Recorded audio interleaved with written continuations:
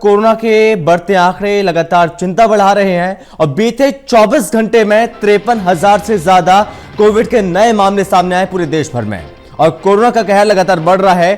53,476 नए केस मिले हैं कोरोना के पूरे देश में। इसी के साथ यहां पर 200 से ज्यादा नई मौतें दर्ज की गई हैं। पिछले 24 घंटे में 53,476 नए केस मिले और इसी के साथ यहां पर कुल एक्टिव केसों की संख्या 4 लाख के आंकड़े को अब धीरे धीरे एक बार फिर से छूने की, यहां पर आपको बता दें, छूने के करीब है। लेकिन इसी के साथ सरकार की चिंता और ज्यादा बढ़ गई। महाराष्ट्र में भी लगातार इस केस के कोरोना के केस लगातार बढ़ रहे हैं। 30,000 से ज्यादा केस लगातार महाराष्ट्र में भी अब सामने आ रहे हैं। और ज्यादा जानकारी के साथ संवाददाता तरुण कालरा हमारे साथ जुड़ गए हैं। तरुण, यहां पर एक बार फिर से ये चिंता बढ़ा देने वाले आंकड़े, बीते 24 घंटे में 53,000 से ज्यादा नए मामले सामने आए हैं। बिल्कुल, और ये विस्फोटक स्थिति कही जा सकती है। 2021 में पहली बार हुआ है कि 50,000 से ज्यादा मामले एक दिन के अंदर 24 घंटे के अंदर रिपोर्ट हुए हैं। इससे पहले ये स्थिति मेरे ख्याल से नवंबर के आसपास दर्ज हुई थी और उसके बाद से हालात लग रहा था कि सुधरते हुए नजर आ रहे हैं। लेकिन इस साल के सर्वाधिक एक दिन का आंकड़ा है 53,000 और चिंताजनक स्थिति कुछ राज्यों की बनी हुई है।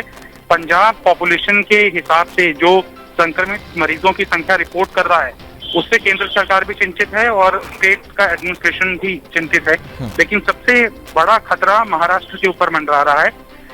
इस मौजूदा समय के अंदर भी करीबन 70% मामले अकेले महाराष्ट्र से रिपोर्ट हो रहे हैं। हालांकि कुछ एक राज्यों की स्थिति चिंताजनक जरूर बनी हुई है, जिसके अंदर छत्तीसगढ़, झारखंड, मुख्य तौर पर मध्य प्रदेश, गुजरात, कर्नाटक, तमिलनाडु, तेलंगाना।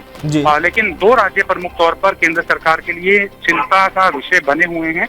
वो है सबसे पहला महाराष्ट्र और दूसरा पॉपुलेशन की डेंसिटी कम होने के बावजूद वहां पर संक्रमित मरीजों की संख्या का ज्यादा रिपोर्ट होना, यानी कि पंजाब स्टेट। इन दोनों राज्यों के अंदर जो म्यूटेंट वायरस की बात की जा रही है, एक तो वायरस ऑफ कंसर्न है जो कि यूके वेरिएंट है, ब्राजीलियन वेरिएंट है, साउथ अफ्रीकन वेरिएंट है।